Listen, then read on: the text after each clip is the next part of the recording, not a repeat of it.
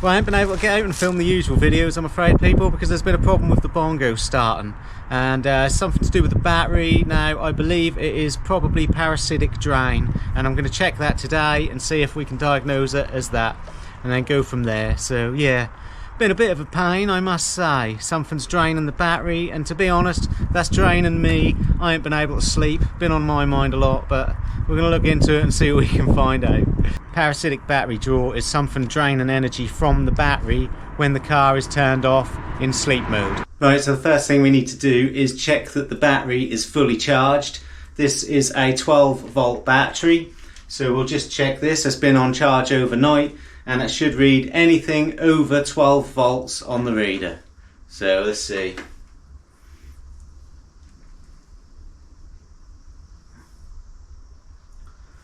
12.91, so that's all good. So I need to trick the vehicle into thinking that the door is locked, because I need to get in here to access the fuses, because otherwise that's going to think the door is open and it's not going to go into sleep mode. So to do that, I will close the central locking thing there so that the car thinks that the door is locked, like so, and then I will put a clamp around this sensor, pushing the sensor in so that the car thinks that the door is shut.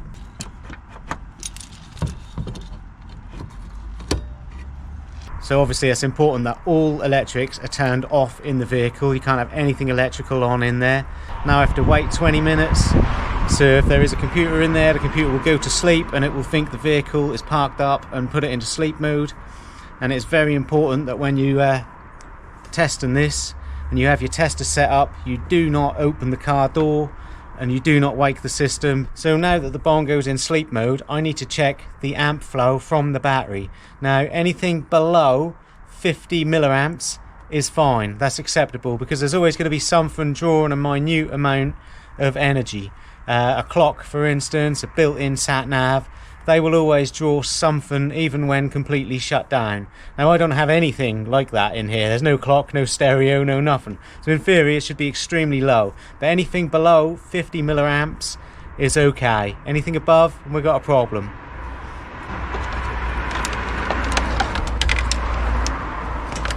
So obviously we need an amp reader, and we need to take this out and put it in the 10 amp max fuse.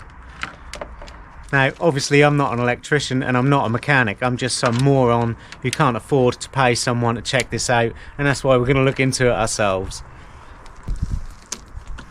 So we want to remove the negative cable.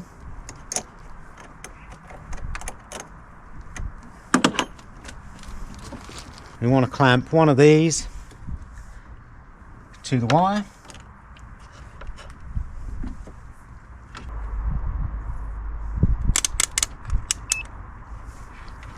Set this to amps in the 10 amp fuse. Moment of truth. Is Bongo Ben going to get to sleep tonight, or is he going to be up all night with another sleepless night worry on his mind?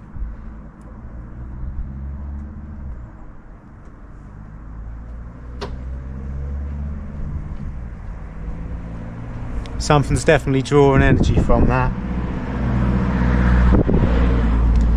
131, that's way too high, so something's draining energy from the battery. Damn. Yeah. So we wanted that to read 0.050, and it is not. It's quite a bit over, so something's draining the battery. So now it's a matter of elimination. We have to go around, pull all the fuses out one at a time and see if this drops.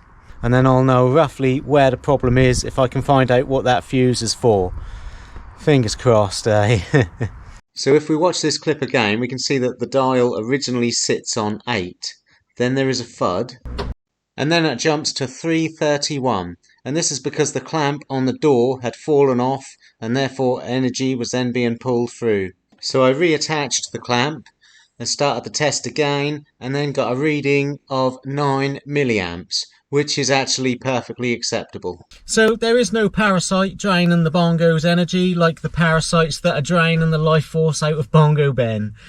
I did check the battery before I did this test, because that is obviously the first thing you want to do. I charged it up on a charger which I thought was giving it a full charge, and then I left it for 5 days checking it with a battery tester, which was not very accurate. It only says medium, high and low, so it doesn't give a correct reading. Now that I've borrowed somebody else's proper equipment and I can actually see the amp draw, this, that and the other, I can see that a tiny bit of energy is coming out of that battery when it's not plugged in, not connected to anything.